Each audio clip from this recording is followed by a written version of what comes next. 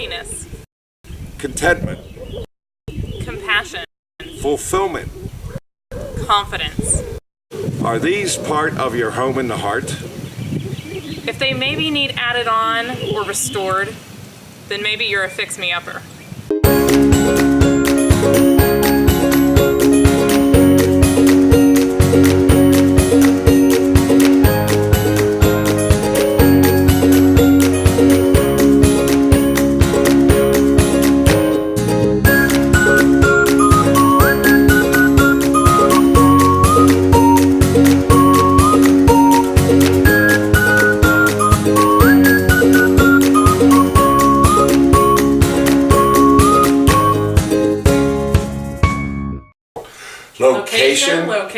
Location. That's what we hear over and over again in real estate. That's what sells houses, they say. Yes. Because even though we might come with a list of items, 3 bedrooms, 2 baths, granite countertops, again and again, people will kind of trade out those things to be in the right spot, to be surrounded by things that they love. That's what it's really all about. Yes, and you have to look beyond the house, and sometimes you don't see things right away, so it's a good thing to take a harder look at that and make sure that you have your own personal house surrounded by good things in your life. So that's what this episode is about, just putting good things, surrounding yourself with good things, and that makes for your house to live a little bit more comfortably. Yes, because so much of the time we're talking about building up the inside, which is obviously incredibly important, the home and the heart. But even if we are completely content with who we are, if we surround ourselves by people that don't appreciate us or by things that we're not really good at, that will start to crack and break down, and we won't be able to keep up on all of the maintenance of it. So we really need to make sure that we're built in the right environment with the right material to handle everything that's coming our way and surrounding ourselves by supportive things. So we need to talk about how to build that supportive environment for ourselves. And we all know somebody in our life who's a beautiful person, and we know it because we're close to them enough to see that, but they may be surrounded by other people or influences or situations that are not really beneficial to their good being. And therein lies the threat of those outside forces, is that they will just pick away at you. They can if you let them. So the point is, why let them? Why even give them that opportunity? So we want to make sure that we get ourselves in a good place, surround ourselves with good people and good values that support ours. Mm-hmm. Yeah, so if you look at a house and, maybe it's a beautiful farmhouse and it's in the middle of the city, it might not really be suited well for its environment. If you have a house with, real big fancy brick and stone exterior and it's right by the ocean where everything kind of beats it up, it doesn't last well, it doesn't survive well. So we need to make sure that we're well suited to where we're planted, more or less. And that can actually change for us. So unlike a house that is stuck wherever somebody built it, we can arrange everything around us to make sure that we're well supported and happy where we sit. So if you have a supportive environment already, you're ahead of the game. You're just working on that internal piece of acceptance and self-compassion. But if your external environment isn't supportive, that doesn't mean that you can necessarily throw it all away and move somewhere else and that's going to fix everything.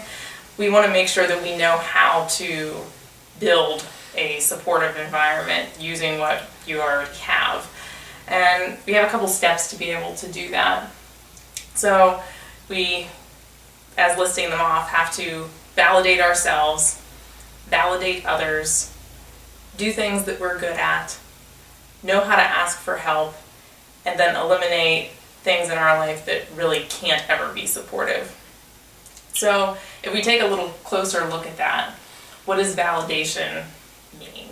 That's a big word, and we'll use it again and again. Right. it means acknowledging truth. So even truth that we don't like. So if I'm scared of something and I think I shouldn't be, or I'm angry at something and I think I shouldn't be, that's invalidating my own feeling. Because I can't stop myself, right? Feeling scared, sad. I might be able to change that feeling over time, but that when the feeling arises, it's there, it's true. There, yeah. And so I have to acknowledge that that's okay, and almost that internal self-talk has to say, I understand, and we can get through this. That's being self-compassionate, and that's validating your own emotion. It takes a little bit to learn how to do that, especially if you didn't have that growing up. So we can sometimes make it a little bit easier on ourselves by doing it to others first, because we might be able to recognize and understand where others are coming from. So if somebody's angry at you and you don't necessarily like the behavior they're giving to you, you can still feel empathy and validate their emotion. You can say, I understand you're pretty frustrated. That's a validation. Not that it guarantees success, but 9 out of 10 times, people are going to give you that gift back to validate you, to understand you, and that's what we're going for. Right, so we're not really seeking out validation from others before we seek out validation from ourselves. Mm-hmm. So that's where the starting point is.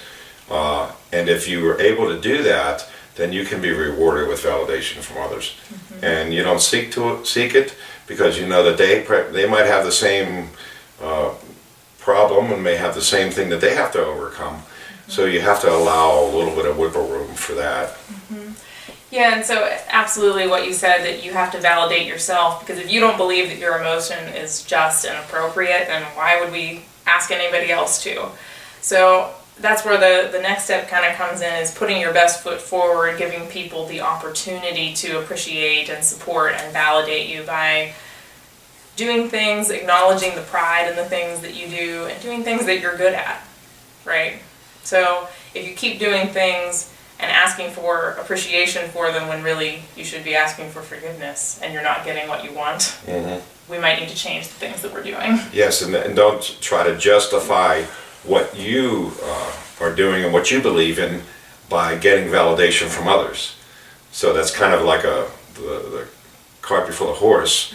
You want to make sure you validate yourself first, because that's going to be short-lived if you try to seek justification for your actions or what you do from others. Yeah, that's basically peer pressure, and that's where location kind of comes into play. If you surround yourself with people who appreciate things in you that you don't appreciate in yourself, there's going to be a breakdown in values and the behaviors that they promote you to take part in, and that leads to long-term unhappiness and discontentment, like the last episode we talked about. Right. So having that environment support what you want to see in yourself will make sure that you end up being that person that you want to be. And so asking people to support you in the way that you want is an important step. So you have to know what it is that you want first. You have to validate those things within yourself, but then asking people, letting them know what it is that you see yourself doing, and ask them to assist you and to give you some support along the way. And lastly, if there can't be support from one direction, if you've asked, if you've tried validating other people's perspectives and they just aren't fitting into the mold that you want to see your life be, it's not that they're bad people, that you have to attack them. It's that they just need to be distanced from you, and you keep living your life in alignment with what you want, with what you want to see, collecting those things around you that support what you want, and let the other stuff kind of fade away. Right. And so what's the second step?